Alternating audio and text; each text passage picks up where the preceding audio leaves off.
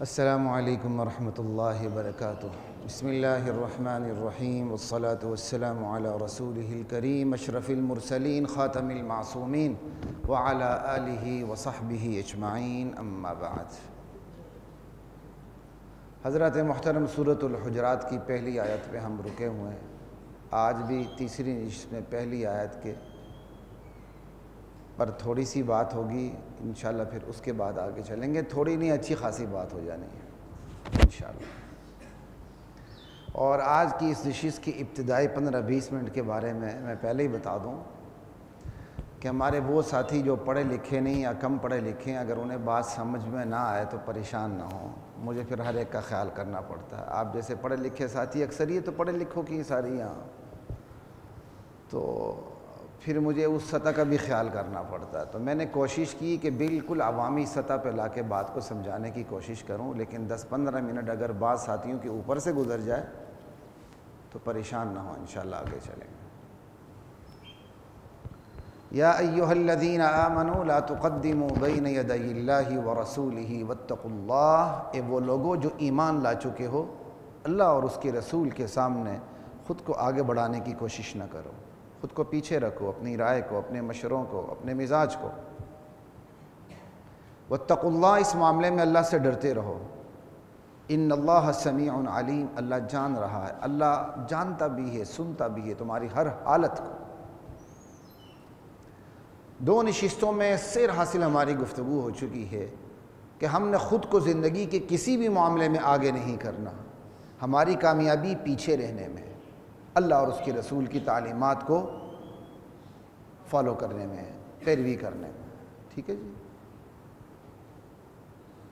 نظریات ہوں، عبادات ہوں، عقائد ہوں، اعمال ہوں، سب میں اسپیشلی معاملات وغیرہ سب میں تو بات ہو چکی ہے، خصوصاً نظریات میں، عقائد میں یہ سب سے سنگین مسئلہ ہے۔ معاملات میں خراب ہوں گے، زیادہ سے زیادہ سود کھا لیں گے، کوئی سود چھوٹا گناہ نہیں ہے، ماں سے زنا سے بڑھ کر ہے، ٹھیک ہے؟ لیکن پھر بھی بندہ سود کھانے سے مشرک نہیں ہوتا، سود کھانے سے دائرہ اسلام سے نہیں نکلتا۔ ہاں، سود کو حلال سمجھنے میں دائرہ اسلام سے نکلے گا، لیکن نظریات تو اس سے بھی سنگین ترین مسئلہ ہے۔ نظریہ ادھر ادھر ہو جائے، بندہ اسلام کے دائرے سے باہر، اور بندہ مطمئن رہتا ہے کہ شناختی کارڈ میں اسلام لکھا ہوا ہے۔ اور یہ جتنا نازک ترین اور سنگین مسئلہ ہے، اس میں ہم اتنے ہی کمزور ہیں، خصوصاً ہماری مذہبی، دینی، سیاسی جماعتیں، چونکہ سیاست کا ٹچ لگا ہوا ہے، لہٰذا سیاستدان تو ہر ایک کو راضی رکھنے کی فکر میں ہوتا ہے۔ تو یہ بیماری بلا استثناء تمام دینی سیاسی جماعتوں میں انجیکٹ ہو چکی ہے، تمام دینی، میں ایک کا بھی انکار نہیں کر رہا، سب کے بارے میں کہہ رہا ہوں کہ یہ سب کو راضی کرنا، اپنے ساتھ ہجوم بنانا اور ووٹرز کی فکر کرنا، بس یہ ہمارے ساتھ ہو جائے، بلے بلے ہو جائے، غریب غریب، روٹی کپڑا مکان، بس مذہبی جماعتیں بھی اب اس کے پیچھے آ گئی ہیں، وہ بھی راضی رکھنا چاہتی ہیں ہر فرقے کو، ہر مسلک کو، ہر سوچ کو، ہر مزاج کو، بھلے وہ لوگ صحابہ کو گالیاں کیوں نہ دیتے ہوں۔ نہیں نہیں نہیں جی، آپ مسلمان ہو، آ جاؤ، اتحاد امت کی چھتری ہم نے اتنی بڑی تان دی ہے کہ وہ آسمان سے بھی کھلی ہے، آسمان سے بھی وسیع ہے، اور اس پہ اگر اعتراض کرے تو جماعتوں کے مہذب اراکین کامنٹس میں آ کے ایسی گالیاں دیتے ہیں، ایسی بکواسات کرتے ہیں، الامان والحفیظ۔ سمجھ آئی بات کی؟ انا للہ و انا الیہ راجعون۔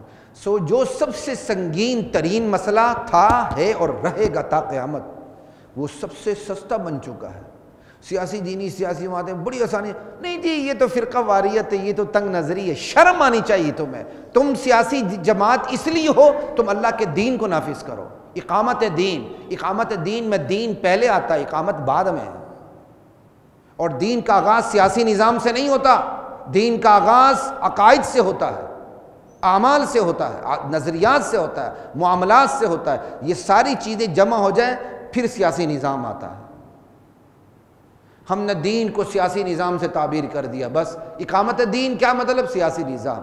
خدا کی قسم یہ اللہ کے قرآن میں بہت بڑی تحریف ہے، تبدیلی ہے۔ یہ تبدیلی سر سید بھی نہیں کر سکا جو آج ہم کرنے لگ گئے ہیں۔ اقامت دین سیاسی نظام، بھائی سیاسی نظام کا انکار نہیں ہے، لیکن دین سے سیاسی نظام مراد لینا یہ قرآن کریم کے تفسیر کے نام پہ تحریف ہے۔ لا الہ الا اللہ واللہ اکبر۔ تو اس لیے خصوصاً نظریات میں اپنے آپ کو پیچھے رکھنا، اللہ اکبر، قرآن و سنت کے پیچھے پیچھے چلیں۔ دین سے مراد صرف سیاسی نظام ہوتا، ہر نبی حکمران ہوتا۔ ایمانداری سے بتائیں، آپ میں سے ہر شخص کو پتہ ہے نبیوں کی اکثریت حکمران رہی ہے کہ نہیں؟ اکثریت نہیں رہی۔ کیا کہیں گے آپ ان کے بارے میں؟ ہم سیاسی نظام کا انکار نہیں کرتے، ہم خود اس کے علم بردار ہیں، اللہ کا شکر ہے۔ ہم کہتے ہیں سیاسی نظام کے بغیر عوام کے لیے 100% اسلام پہ عمل کرنا مشکل ہو جاتا ہے، بلکہ کئی دفعہ ناممکن ہو جاتا ہے۔ لیکن اس کا یہ مطلب نہیں اقامت دین سے مراد آپ نے سیاسی نظام لے لیا۔ شرم آنی چاہیے۔ دین کی ابتدا عقیدے سے ہوتی ہے، لا الہ الا اللہ سے ہوتی ہے، پھر اللہ عبادات پہ لاتے ہیں، اعمال پہ لاتے ہیں، اخلاقیات پہ لاتے ہیں، یہ ساری چیزیں پکی ہو جاتی ہیں، پھر اللہ تعالیٰ معاملات پہ لاتے ہیں، اور یہ بھی پکی ہو جائے کہ اب آ جاؤ ان تمام چیزوں کو تم اب جو انفرادی زندگی میں لا چکے ہو، اجتماعی زندگی میں لا چکے ہو، اب ان تمام چیزوں کو ریاستی زندگی پر بھی نافذ کر لو۔ یہ طریقہ ہوتا ہے۔ ہم نے اسلام کو پہلی بنا لیا ہے، ہر بندہ اپنی طرف سے اس کی تشریح کرنے لگ گیا ہے۔ لا الہ الا اللہ۔ پھر وہ انانیت کہ جو چونکہ میرے بڑے نے دین سے مراد سیاسی نظام لیا لہٰذا میں اندھا ہو چکا ہوں، اللہ کے ہاں یہ چیز نہیں چلتی۔ اطاعت کے 3 مراکز پہ بھی بات ہوئی تھی اسی آیت کے تحت، اسی کے ساتھ جوڑ کے میں اب بات کو آگے لے جاؤں گا کہ اللہ اور اس کے رسول سے پیش قدمی نہیں کرنی۔ قرآن کریم نے اطاعت کے 3 مراکز بتائے ہیں، اطیعوا اللہ، اطیعوا الرسول، اولی الامر منکم۔ یہ 3 مراکز بتائے ہیں، 3 2 میں سمٹ جاتے ہیں، کیونکہ اولی الامر منکم کس کے پابند ہیں؟ اطیعوا اللہ، اطیعوا الرسول کے۔ پھر اطیعوا الرسول کس کے پابند ہیں؟ نبی، اطیعوا اللہ کے۔ تو مطاع مطلق صرف ایک اللہ ہے۔ رسول کی اطاعت بھی دراصل اس لیے ہوتی ہے کہ رسول اللہ کی اطاعت کرواتا ہے۔ من یطع الرسول فقد اطاع اللہ، جس نے رسول کی اطاعت کی اس نے کس کی اطاعت کی؟ اللہ کی۔ وما ارسلنا من رسول الا لیطاع باذن اللہ، جتنے بھی رسول ہیں ہم نے بھیجے اس لیے ہیں کہ اللہ کی اطاعت کی جائے۔ 3 مراکز 2 میں سمٹ جاتے ہیں، 2 1 میں سمٹ کے آ جاتا ہے، تو کائنات کی حقیقت صرف ایک رہ جاتی ہے، وہ کیا ہے؟ اللہ۔ سمجھ آئی بات کی؟ لا الہ الا اللہ واللہ اکبر۔ کیا کمال کی بات۔ تو یہ اطاعت کے 3 مراکز ہیں۔ کسی دور میں اس پہ بھی بات ہو چکی تھی، تھوڑی بہت پہلے بھی بات ہو چکی، اس پہ بات کروں گا تو سارا کچھ پیچھے رہ جائے گا۔ اب میں اس سے آگے چلتا ہوں کہ ان اطاعت کے 3 مراکز کے فوائد تھوڑے سے بتا دوں بالکل اجمالی طور پہ، پھر آگے چلتے ہیں۔ اطاعت کا پہلا مرکز اللہ کی اطاعت ہے، اللہ ہے۔ اطاعت کا اولین مرکز اللہ ہے۔ تو اس کا فائدہ کیا ہے؟ اس سے یہ پتہ چلتا ہے کہ در حقیقت رسول کی اطاعت بھی اس لیے ہوتی ہے کہ اللہ کی اطاعت ہو۔ تو مطاع مطلق، کیٹیگوریکلی، وداؤٹ اینی کنڈیشن، مطاع کون ہے؟ اللہ۔ رسول مطاع اس لیے کہ اس نے اللہ کی اطاعت کروانی ہے، یہ کنڈیشن موجود ہے رسول کے ساتھ۔ یہی وجہ ہے رسول اپنے اجتہاد میں تھوڑا بہت اگر ان کے اجتہاد میں اللہ کے ہاں فرق محسوس ہو کہ میرے نبی کو اپنے درجہ اجتہاد میں یہاں نہیں یہاں آنا چاہیے، اللہ نبی کا ہاتھ پکڑ کے فوراً تبدیلی کروا دیتے ہیں۔ قرآن بھرا ہوا ہے جی۔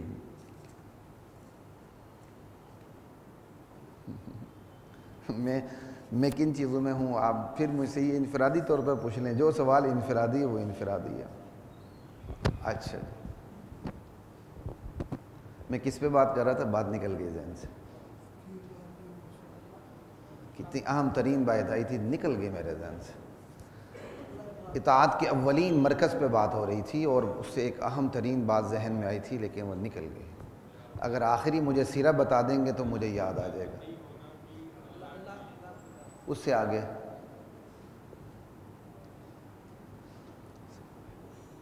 صلی اللہ علیہ وسلم. جی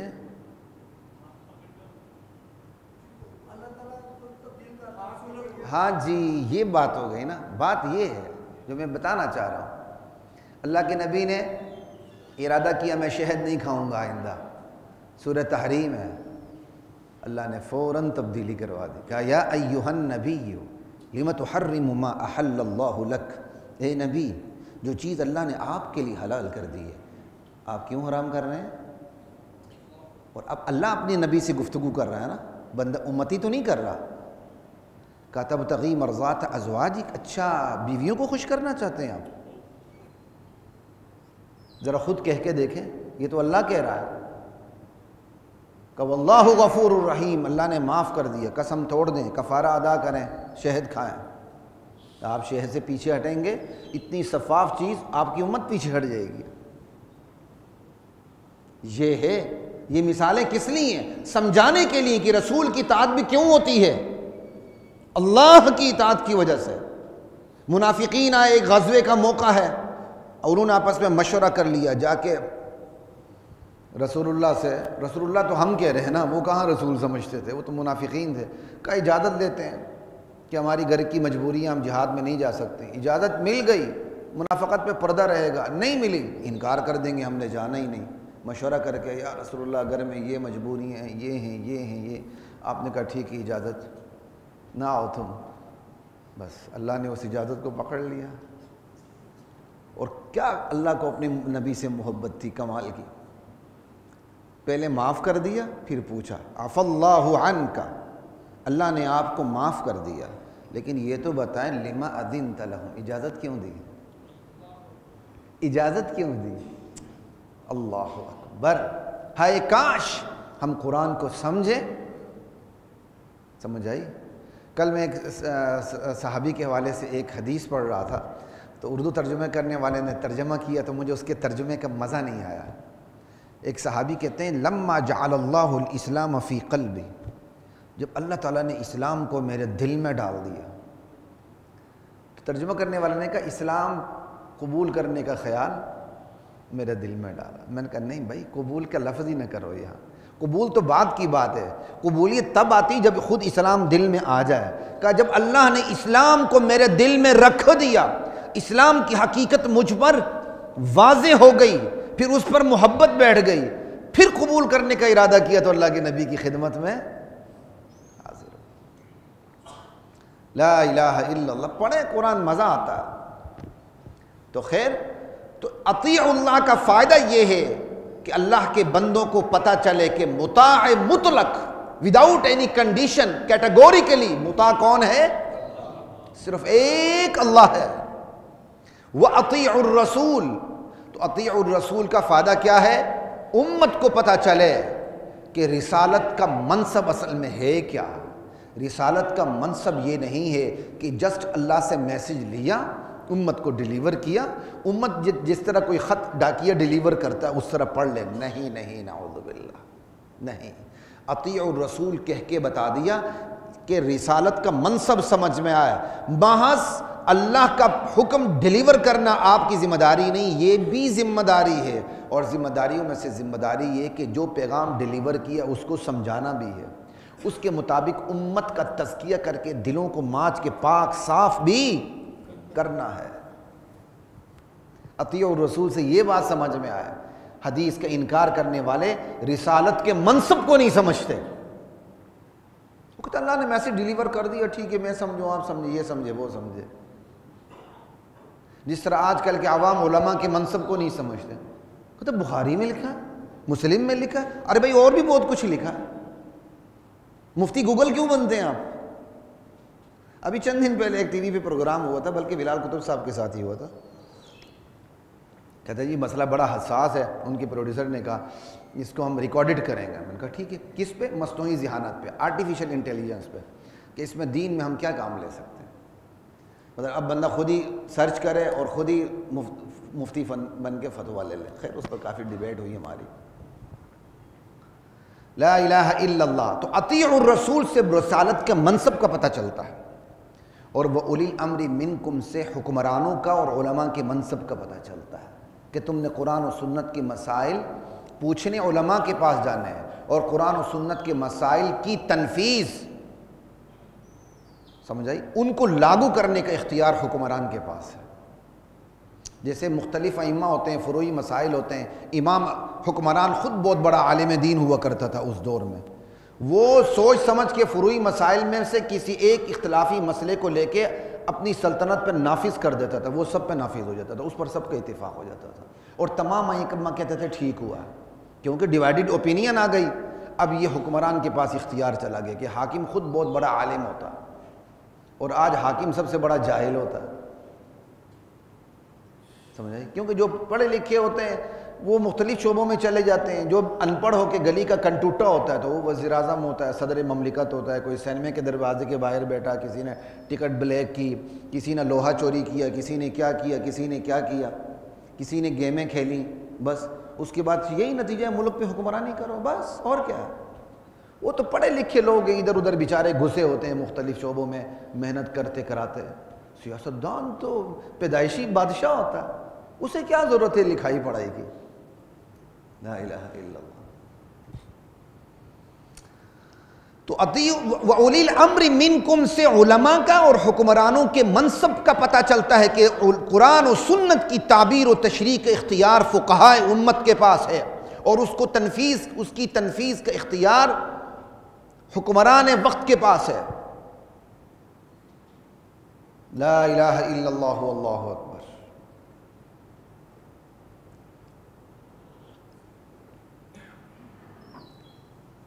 اور اللہ نے یہ اعزاز فقہ حنفی کو دیا کہ وہ سلطنتوں میں راج کرتی رہی. سمجھے؟ امام ابو حنیفہ کو دیکھ لیں، مختلف خطوں میں مختلف فقہیں راج کرتی رہیں، لیکن سب سے زیادہ راج کرنے والی فقہ سب سے زیادہ دیر تک اور سب سے وسیع خطوں تک اور آج بھی فقہ حنفی ہے. اور یہ فقہ حنفی کے پر الزام نہیں ہے، یہ اس کا اعزاز ہے، باقی غلط نہیں ہے. اللہ تعالیٰ نے اس کو زیادہ قبولیت دے دی، یہ چار دانگے عالم میں پھیل گئے. اب یہاں ایک اور حکم ہے کہ فردوہ الی اللہ والرسول. تم میں آپس میں اختلاف ہو جائے، فإن تنازعتم فی شیء فردوہ الی اللہ والرسول. اللہ اور اس کے رسول کی طرف لوٹا دیا کرو. بھائی اللہ اور اس کے رسول، اللہ کی طرف، قرآن کی طرف، رسول کی طرف یعنی سنت کی طرف. تو اب حکم تو یا ایھا الذین آمنوا سے شروع ہو رہا ہے، تمام ایمان والے اطیعوا اللہ واطیعوا الرسول واولی الامر منکم فإن تنازعتم فی شیء فردوہ الی اللہ والرسول. اب میں نے ایک جگہ دیکھا، کہا جی یہ حکم تو صرف علماء کے لیے ہے یا حکمرانوں کے لیے. نہیں بھائی، یہ سب کے لیے. تو اللہ تعالیٰ نے میرے دل میں القاء کیا وہ یہ سب کے لیے. تو کیا اب یہ مطلب ہوگا جو مرضی کھڑا ہو جائے، مسئلہ پیش آئے، زیر بحث مقدمہ ہے، کیس ہے، مسئلہ ہے، میں قرآن کی طرف لوٹا دوں، یہ دیکھو جی حدیث کی طرف لوٹا دوں، یہ مطلب ہے؟ نہیں. فردوہ کا مطلب جب اس کا تعلق عوام سے ہوگا تو عوام سے ہوگا. یہ فردوہ کا مطلب یہ ہوگا تم قرآن و سنت کی طرف رجوع کرو، جن کے پاس قرآن و سنت کا علم ہے ان کے پاس جاؤ. اور جب اس کا تعلق فقہاء اور مجتہدین اور علماء سے ہوگا تو پھر اس کا مطلب یہ ہوگا اب جو رجوع کر کے عوام تمہارے پاس آ چکے ہیں ان کے مسائل کو قرآن و سنت سے اخذ کر کے ان کو تھما دو. سمجھ آئی بات کی؟ جیسے صلاۃ کا لفظ آپ دیکھتے ہیں، ان اللہ وملائکتہ یصلون علی النبی یا ایھا الذین آمنوا صلوا علیہ وسلموا تسلیما. تو کیا اللہ تعالیٰ درود پڑھتے ہیں؟ دعا ہے، رحمت ہے، دعا نہیں رحمت ہے. ان اللہ وملائکتہ یصلون علی النبی. اللہ بھی صلاۃ پڑھتے ہیں. کیا مطلب؟ ہم اردو میں کہتے ہیں نا صلاۃ.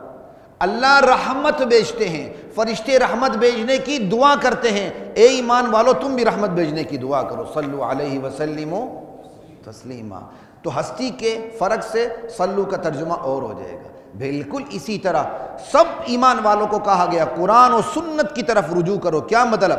عوام کو مسئلہ پیش آئے وہ قرآن و سنت والوں کے پاس چلے جائیں. جب قرآن و سنت کے پاس مسئلہ آ جائے وہ قرآن و سنت کی روشنی میں اس مسئلے کو حل کر کے بتائیں, اس مقدمے کو حل کر کے بتائیں. یہ ہے فردو. یہ نہیں کہ ہر ایرا غیرہ نتھو فتو قرآن ہاتھ میں اٹھا لے, ادھر سے وہ گائیں بھینسیں چرا رہا ہے, ادھر سے قرآن ہاتھ میں لے کر فیصلہ کرے. وہ بیچارہ کیا کرے گا, اسے تو پتہ ہی نہیں ہے. لا الہ الا اللہ واللہ اکبر, یہ بالکل ایسا ہی ہے جیسے ملکی قوانین کے اندر ہوتا ہے. ملکی قانون اور آئین, اس کا تقاضا کیا ہے کہ عوام قوانین اور آئین کی طرف رجوع کریں. یہی ہے نا. تو یہ رجوع کرنا یہاں بھی مختلف ہے. پبلک کو کوئی تقاضا پیش آ جائے تو ریاستی قانون کہتا ہے کہ پبلک ہمیشہ اپنی مشکلات, اپنے مسئلے کس کی روشنی میں حل کرے؟ قانون اور آئین کی روشنی میں. یہ حکم ان کے لیے بھی ہے جو رجوع کرتے ہیں, یہ حکم ان کے لیے بھی ہے جن کے پاس رجوع کر کے جایا جاتا ہے. کوئی وکیل ہوتا ہے, قانون دان ہوتا ہے, جج ہوتا ہے, تو یہ بھی رجوع. وہ کیا کرتے ہیں؟ وہ ملکی قانون اور آئین کی روشنی میں فیصلہ کرتے ہیں. ایک جا رہا ہوتا ہے, یہ بھی رجوع. ایک اسی ملکی قانون اور آئین کی روشنی میں فیصلہ کرتا ہے, یہ بھی رجوع. بالکل اسی طرح دین کی تعبیرات کو سمجھنا بہت آسان ہے. جہاں دین کی بات ہو جاتی ہے وہاں ہم گنگ ہو جاتے ہیں. ہم کہتے ہیں جی مسئلہ بڑا مشکل ہے, سمجھ میں نہیں آ رہا. کیوں نہیں آ رہا؟ ملکی قانون کو آپ سمجھتے ہیں, پبلک کو قانون کا مسئلہ پیش آتا ہے تو جو قانون کی فیلڈ والے ہیں پبلک ان کے پاس چلی جاتی ہے. ان کا جانا رجوع اور ان کا اس قانون کی روشنی میں اس مقدمے کو حل کرنا رجوع. ہر ایک کا اپنا سٹیٹس ہے, اپنا لیول ہے. اسی طرح وہی چیز اٹھ کے قاضی کے پاس چلی جاتی ہے. سمجھ آئی؟ تو وہاں جو قاضی فیصلہ کرتا ہے وہ بھی رجوع, کہ آپ ملکی قانون اور آئین کے پابند ہیں فیصلے کے حوالے سے. اب فردوہ الی اللہ والرسول کا مطلب ہرگز نہیں کہ آپ کے درمیان اختلاف نہ ہو. اگر تمہارا کسی چیز میں اختلاف ہو جائے تو تم کس کی طرف لوٹا دو؟ اللہ اور اس کے رسول کی طرف. اس کا ہرگز یہ مطلب نہیں کہ اختلاف پیدا نہ ہو. جب عوام کو کوئی مسئلہ پیش آتا ہے تو وہ عدالت کی طرف بھاگتی ہے. جب وہ عدالت کی طرف رجوع کرتے ہیں, قانون دانوں کی طرف رجوع کرتے ہیں, قانون دان اس مسئلے کو سمجھنے میں بھی مختلف ہو جاتے ہیں, کیونکہ قانون کے فہم میں, اصول قانون کے اطلاق میں, خود اس مقدمے کے سیاق و سماق میں, اشارات میں اور اس کی اپلیکیشن اور تطبیق میں خود قانون دانوں کے ہاں اختلاف ہو جاتا ہے. اور یہ اختلاف جا کے فیصلے پر اثر انداز ہو جاتا ہے.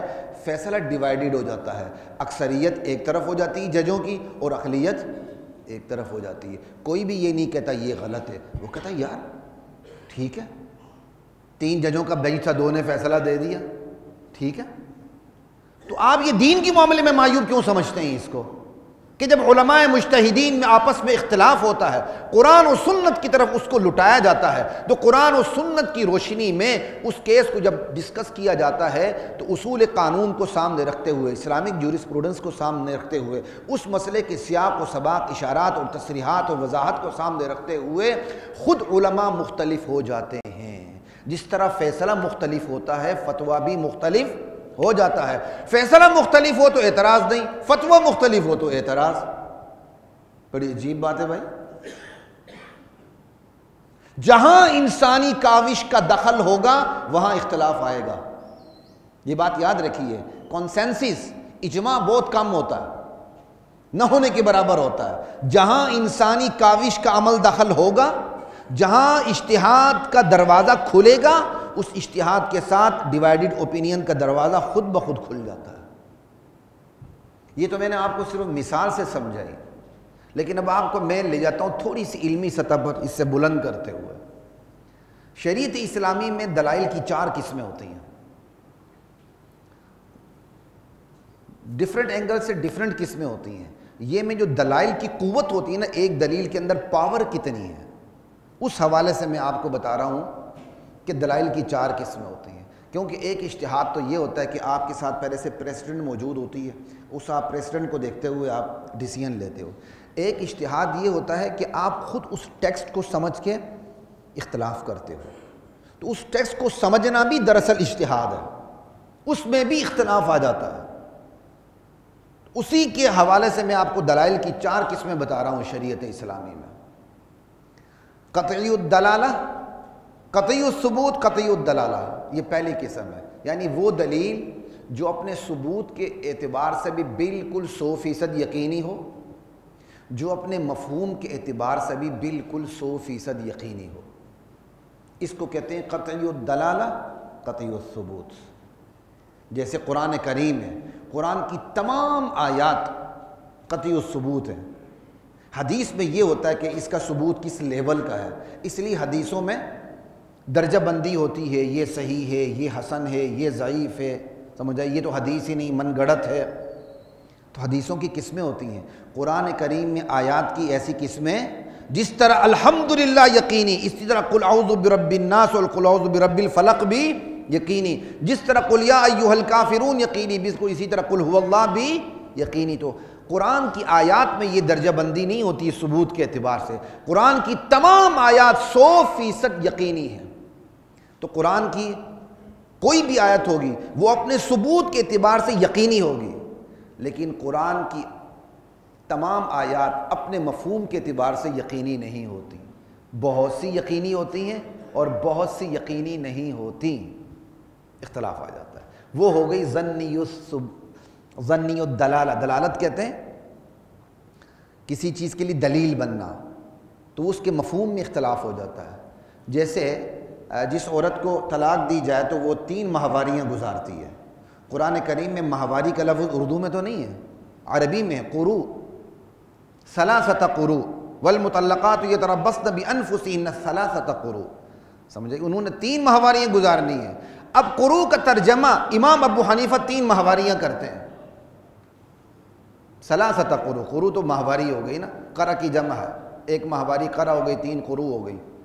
اور امام شافعی کہتے ہیں ماہواریاں نہیں، پاکی کے دن، 3 دفعہ پاکی کے دن ہے، یعنی آگ پانی کا اختلاف ہے، آپ دیکھیں، سمجھ آئی۔ عدت میں ہمارے ہاں 3 ماہواریاں گزاری جائیں گی، 3، اور امام شافعی کے ہاں 3 پاکیاں، کتنا اختلاف ہو گیا۔ اب ہے قرآن کی آیت قطعی الثبوت ہے لیکن قطعی الدلالہ نہیں ہے، اس کے مفہوم میں اختلاف آ گیا، ٹھیک۔ اب آگے قطعی الثبوت نہیں، قطعی الثبوت تو قطعی الدلالہ ہو گئی، نہیں، میں نے مثال ظنی الدلالہ کی دے دی، قطعی الثبوت بھی ہو، قطعی الدلالہ بھی ہو، ثبوت بھی یقینی اور اس کا مفہوم بھی یقینی، جیسے الحمدللہ رب العالمین، اس کا مفہوم کیا ہے؟ یقینی۔ وَعِندَهُ مَفَاتِحُ الْغَيْبِ لَا يَعْلَمُهَا إِلَّا هُوَ، غیب کے پاس، غیب کی چابیاں اللہ کے پاس ہے، اللہ کے سوا کوئی ان کو جانتا نہیں۔ یہ قرآن کی آیت ہے، قطعی الثبوت بھی ہو گئی، مفہوم بھی قطعی ہے، قطعی الدلالہ بھی ہو گئی، لیکن قطعی الثبوت ظنی الدلالہ دوسری قسم یہ ہے، ثبوت قطعی ہوتا ہے لیکن اس کا مفہوم قطعی نہیں ہوتا۔ جیسے میں نے ثلاثۃ قروء کی مثال دے دی، قرآن کی آیت ہونے کی وجہ سے قطعی الثبوت ہے لیکن مفہوم میں اختلاف ہونے کی وجہ سے وہ کیا ہو گئی؟ ظنی الثبوت۔ اب تیسری قسم کیا ہو گئی؟ اس کا الٹ کر لیں، ظنی الثبوت قطعی الدلالہ، ثبوت ظنی ہوتا ہے، 100% یقینی نہیں ہوتا، یقینی سے کمتر ہوتا ہے، لیکن اس کا مفہوم 100% یقینی ہوتا ہے، سمجھے، اس کا مفہوم 100% یقینی ہوتا ہے۔ اس کی مثال حضرت عبداللہ بن مسعود رضی اللہ تعالی عنہ کا قول ہے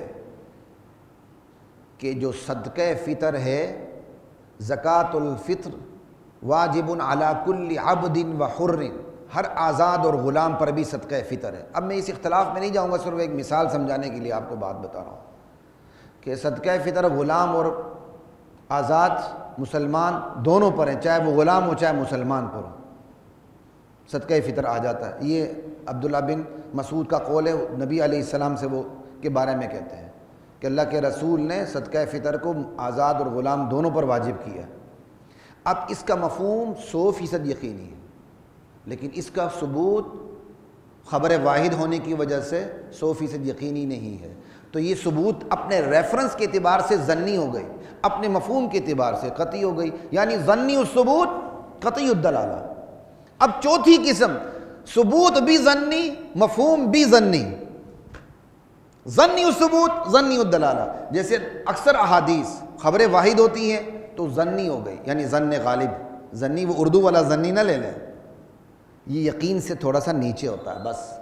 تو ظنی الثبوت، لیکن مفہوم بھی ظنی ہوتا ہے، جیسے حدیث میں ہے لا صلاۃ الا بفاتحۃ الکتاب، کوئی نماز فاتحہ کے بغیر نہیں ہوتی، ٹھیک۔ اب اس کا ایک مفہوم لینے والوں نے یہ لیا چاہے امام ہو یا مقتدی ہو ہر ایک کو پڑھنی پڑے گی، لیکن دوسرے طبقے نے کہا نہیں، انہوں نے دیگر احادیث کو سامنے رکھتے ہوئے اسی مفہوم کے بارے میں کہا یہ بات ٹھیک ہے کہ فاتحہ کے بغیر نماز نہیں ہوتی، لیکن اس حدیث کو دوسری حدیث سے ملایا تو نتیجہ یہ نکلتا ہے جب امام کے پیچھے کوئی کھڑا ہوگا تو امام کی فاتحہ مقتدی کی فاتحہ شمار ہو جائے گی، تو اس پر واجب نہیں ہوگی۔ تو لا صلاۃ الا بفاتحۃ الکتاب کے مفہوم میں اختلاف پیدا ہو گیا، مفہوم میں اختلاف پیدا ہو گیا۔ بعض یہاں تک لے گئے کہ جنازے میں بھی وہ پڑھتے ہیں، بعضوں نے کہا فرض کے پیچھے اگر آپ فرض میں امام کے پیچھے کھڑے تو نہ پڑھیں، الگ پڑھ لیں تو پڑھ لیں۔ مفہوم بھی غیر یقینی اور ریفرنس بھی غیر یقینی، ظنی یعنی حدیث سے، یہ چار قسمیں دلائل کی بنتی ہیں۔ اب ان چار قسموں کو میں نے اس لیے بیان کیا، ان چار دلائل میں جہاں ظن آ جائے گا وہاں اختلاف آ جائے گا، جہاں بھی ظن آ جائے گا دلیل 100% یقینی لیول پہ نہیں ہوگی۔ اگر اس کا ثبوت غیر یقینی ہے پھر بھی اختلاف، اگر اس کا مفہوم غیر یقینی ہے پھر بھی اختلاف۔ اب آپ اس اختلاف کو ختم کیسے کریں گے؟ یہ اختلاف ختم کرنا ممکن ہی نہیں، لیکن یہ اختلاف معیوب نہیں ہے، جس طرح فیصلے میں اختلاف معیوب نہیں ہے، بلکہ اس اختلاف کے فوائد ہیں۔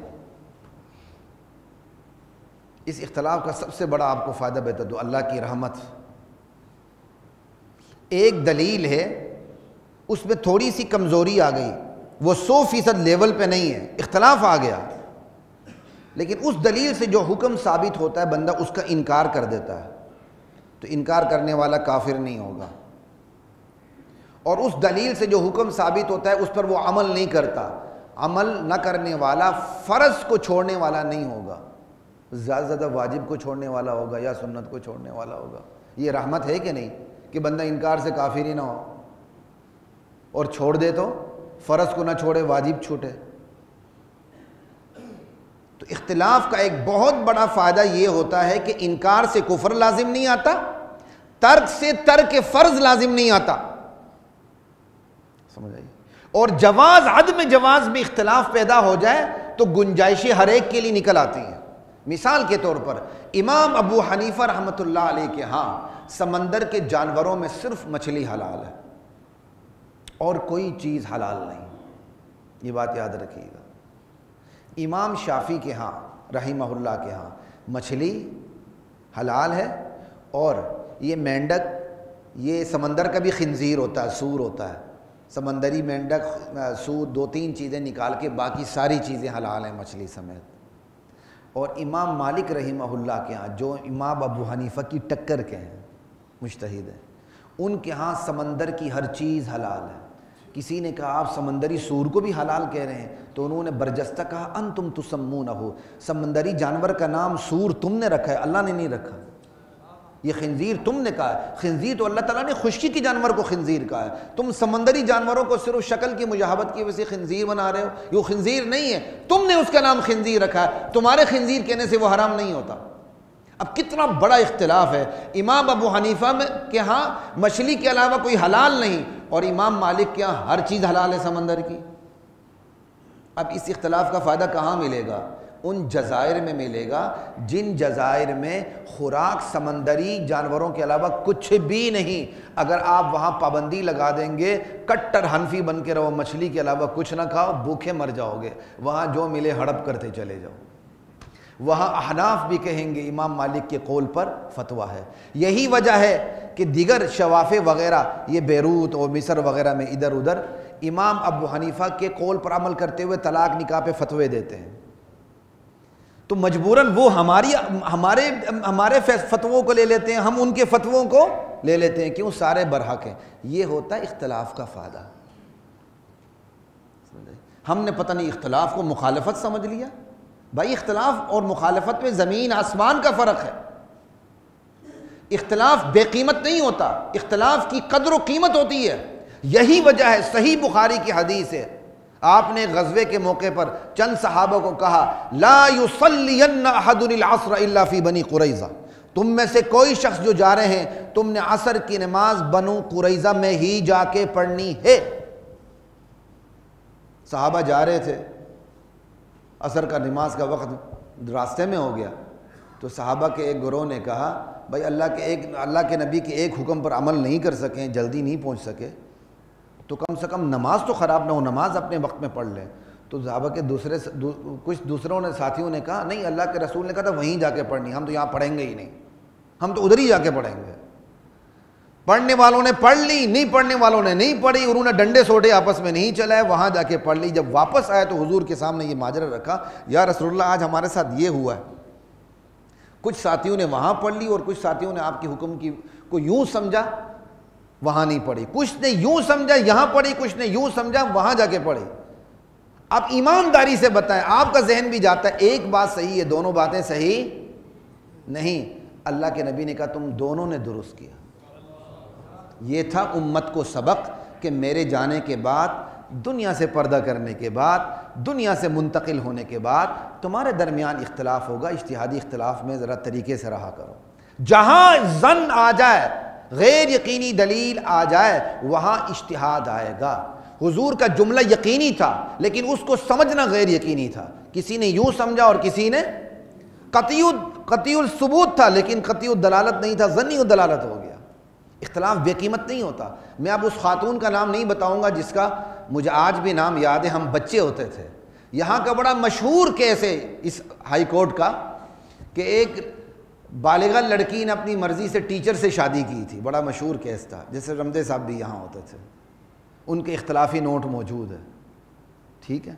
وہاں یہ فیصلہ ہوا چونکہ بالغہ ہے، اس نے نکاح کر لیا تو اس کا نکاح درست ہو گیا، اس کے بعد لائنیں لگ گئی تھیں گھر سے باقی نکاح کرنے میں، تو رمدے صاحب کا وہاں اختلافی نوٹ ہے، ان کا یہ نکاح نہیں ہوا۔ یہ ایک فقہی اختلاف موجود ہے۔ کبھی کبھی جب میں یہ پڑھتا ہوں نا کہ کاش میں ہوتا، میں کوئی مشورہ دیتا۔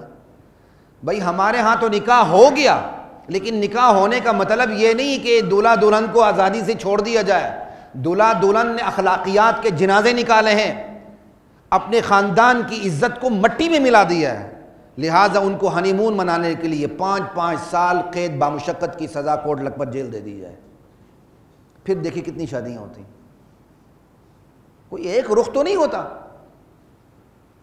ہم تنقید کرنے لگ جاتے ہیں، جی وہ چونکہ یہ چیز ہو گئی، فیصلہ ہو گیا، اور فقہ حنفی پر گالیاں برسانی شروع کر دیتے ہیں۔ ایسا نہیں ہوتا بھائی، فقہ حنفی نے آپ کو یہ نہیں کہا کہ گھر سے بھاگ کے شادیاں کرو، لیکن ایک بالغہ نے کر لی، ہو گئی، اور گھر سے بھاگ کے کی، اس نے خاندان کی عزت ملیامیٹ کر دی ہے، اس پر تعزیری سزا لاگو ہو سکتی ہے۔ تو خیر میں بات کر رہا تھا کہ اختلافی جو نوٹ ہوتا ہے یا اختلاف جو ہوتا ہے وہ بے قیمت نہیں ہوتا، وہ کہیں نہ کہیں جا کر اپنی قیمت نکال دیتا ہے۔ جیسے امام ابو حنیفہ کا قول کہ صرف مچھلی حلال ہے، کوئی چیز حلال نہیں، اور امام مالک کہتے ہیں ہر چیز حلال ہے، تو ہم یہاں بیٹھ کر امام ابو حنیفہ کے قول پہ عمل کرتے ہیں۔ لیکن اگر ہم کسی ایسے جزیرے میں آباد ہو جائیں جہاں خوراک سمندری جانور کے علاوہ کچھ بھی نہ ہو، حنفی ہوتے ہوئے ہم امام ابو حنیفہ کو قول کو چھوڑ کے امام مالک یا امام شافعی کے قول کو لے لیں گے، اور یہ کوئی ہم دائرہ اسلام سے باہر نہیں نکلیں گے۔ اب یہ کہنا کہ چونکہ اللہ اور اس کے رسول کی طرف حکم کو لٹا دو، اختلاف بالکل نہیں ہونا چاہیے، یہ عقل کے خلاف ہے۔ اللہ اور اس کے رسول کی طرف لٹاتے ہوئے بھی سمجھ میں اختلاف ہوگا، قانون کے فہم میں اختلاف ہوگا، قانون کی تطبیق اور اس کی تنفیذ اور اس کی اپلیکیشن میں اختلاف ہوگا۔ جیسے کسی مسئلے اور مقدمے کے سیاق و سباق کو سمجھنے میں، اس حادثے کو سمجھنے میں آگا پیچھا اختلاف ہو جاتا ہے۔ تو یہ اختلاف بھائی علماء میں بھی ہوتا ہے، بھائی ڈاکٹروں میں ہوتا ہے۔ ایک ڈاکٹر کہتا ہے کہ سرجری کر دو ورنہ مریض ایکسپائر ہو جائے گا، دوسرا کہتے ہیں اس کی سرجری نہ کریں ورنہ ایکسپائر ہو جائے گا۔ دونوں صورتوں میں اس نے ایکسپائر ایک ہونا ہی ہونا ہے. خود ہمارے عزیز کے ساتھ واقع ہوا تھا, تو ایک پہ عمل کرتے ہوئے سرجری کروائی گئی, وہ واقعی فوت ہو گئی. موت و حیات تک میں اختلاف ہوتا ہے, 302 کیس کے مقدمے تک میں اختلاف ہوتا ہے, وہاں اختلاف معیوب نہیں سمجھا جاتا, اور یہی اختلاف جب علماء میں آتا ہے تو معیوب سمجھا جاتا ہے. آج میں نے ساری وضاحت اس لیے کی, دلیل کی دنیا میں جب آئیں گے لا علم نہیں رہیں گے, جب لا علم نہیں رہیں گے تو آپ کو پتہ چلے گا مسئلہ بھی ایک ہوتا ہے, مسئلے کی دلیل بھی ایک ہوتی ہے, اس دلیل کو سمجھنے میں بھی اختلاف ہوتا ہے, اس کی اپلیکیشن میں بھی اختلاف ہوتا ہے, ڈیوائیڈڈ اوپینین آ جاتی ہیں, اور یہ چیزیں امت کے لیے رحمت بن جاتی ہیں. لا الہ الا اللہ اللہ اکبر. دور صحابہ سے میں مثال دوں, دور صحابہ میں اختلاف ہوتا تھا, رسول اللہ حل فرما دیتے تھے, ٹھیک ہے, رسول اللہ موجود نہ ہو, اپنی سمجھ کے مطابق صحابہ علماء تھے, عمل کرتے تھے, آگے رسول اللہ سے پوچھ لیتے تھے, جیسے میں نے آپ کو بتا دیا. اب نبی کریم صلی اللہ علیہ وسلم جب اس دنیا سے تشریف لے گئے تو صحابہ میں جو نامور فقہا تھے ان کی مسندیں قائم ہو گئیں, سمجھ آئی, جیسے عبداللہ بن مسعود ہیں, حضرت علی رضی اللہ تعالیٰ عنہ ہیں, حضرت امیر معاویہ رضی اللہ تعالیٰ عنہ, یہ بڑے بڑے مشہور مجتہدین ہیں صحابہ میں سے. کوئی کوفہ بیٹھا, کوئی بصرہ بیٹھا, کوئی مکہ بیٹھا, کوئی مدینہ بیٹھا, جہاں جہاں شہر آباد ہوتے تھے وہاں باقاعدہ اسلامی سلطنت میں باقاعدہ ان صحابہ فقہا سے خدمات لی جاتی تھیں, اور لوگ ان کی طرف رجوع کرتے تھے اتنے مسائل کے اندر. دور صحابہ میں رواج یہ تھا کہ لوگ کسی ایک معین امام کی پیروی نہیں کرتے تھے, کرتے بھی تھے, دونوں صورتیں تھیں. اب ہوتا کیا تھا, طبیعت یہ تھی کہ جا کے مسئلہ پوچھ لیا, نرم مسئلہ بتا دیا تو ڈر کے مارے عمل نہیں کیا, کسی اور کے پاس چلے گئے. اس نے سخت مسئلہ بتا دیا تو اس پہ عمل کر لیا, یعنی احتیاط کا عالم تھا. لیکن جب اسلامی فتوحات ہوئیں, یہ ایران جیسے ممالک زیر نگیں ہو گئے, عجمی لوگ آ گئے, ان کے اندر منافقت بھی تھی, معذرت کے ساتھ عجمیوں میں منافقت زیادہ ہوتی ہے, ان میں منافقت بھی تھی اور ان میں سہولت پسندی بھی تھی. اب کوئی حادثہ برپا ہوتا تھا, پھر ہی جا کے مسئلہ پوچھتے تھے, مسئلہ فٹ نہیں ہے دوسرے سے پوچھ لیا, تیسرے سے پوچھ لیا, چوتھے سے پوچھ لیا, جہاں فٹ آ گیا کہا ٹھیک ہو گیا. امت کے علماء نے دیکھا اب یہ مسئلہ نہیں پوچھ رہے, اب یہ خواہش نفسانی پہ عمل کر رہے ہیں, لہٰذا امت کے علماء نے عوام کو کہہ دیا کہ اب تم نے جس سے مسئلہ پوچھنا ہے زندگی کے تمام مسائل میں اسی سے مسئلہ پوچھو, یہ نہیں کہ ایک ادھر سے پوچھ لی, ایک ادھر سے, ایک ادھر سے. تو بڑے بڑے ائمہ مجتہدین تھے, وہ پھر آپس میں سمٹتے چلے گئے ان کے اقوال خدا کی طرف سے. 4 ائمہ کی پیروی پوری دنیا میں ہونے لگ گئی, امام ابو حنیفہ, امام مالک, امام شافعی, امام احمد بن حنبل. ان کے علاوہ ان کی ٹکر کے 20 تھے, لیکن یہ سب کی فقہ جو تھی یہ 4 فقہ میں آ کے سمٹ گئیں. یہ انتظامی ضرورت کے تحت ہوا, یہ کوئی شرعی ضرورت نہیں تھی. انتظامی ضرورت پہلے بنی, شرعی ضرورت انتظامی ضرورت کی وجہ سے بنی کہ لوگ سہولت کا شکار نہ ہوں. اب اس پہ اور بہت سی چیزیں ہیں لیکن میں اس وقت ممبر پہ کہنا نہیں چاہتا, بعض لوگ خواہ مخواہ تانا مارتے رہتے ہیں, تو یہ بات بالکل غلط ہے. یہ انتظامی ضرورت تھی جس کی وجہ سے شرعی ضرورت بنی. یہ 4 رہ گئے, ان کی پیروی ہونے لگی. ہاں امت میں ایسا طبقہ بھی موجود ہے جس نے معین تقلید سے انکار کیا, وہ معین تقلید نہیں کرتا, وہ بھی درست ہے اپنی جگہ, لیکن ان چیزوں پہ لڑنا بالکل غلط ہے. دور صحابہ اور چیز تھا, وہ احتیاطی مسئلے پہ عمل کرتے تھے. دور صحابہ کے بعد جو دور آیا وہ سہولت پہ عمل کرتے تھے. سہولت پر عمل کرنے کا نتیجہ یہ نکلا کہ پوچھنے والا خود مجتہد بن بیٹھا. اس کی چھوٹی سی مثال دیتا ہوں. ہماری فقہ کی زبان میں ایک ٹرمینالوجی یوز ہوتی تلفیق کی. تلفیق کسے کہتے ہیں؟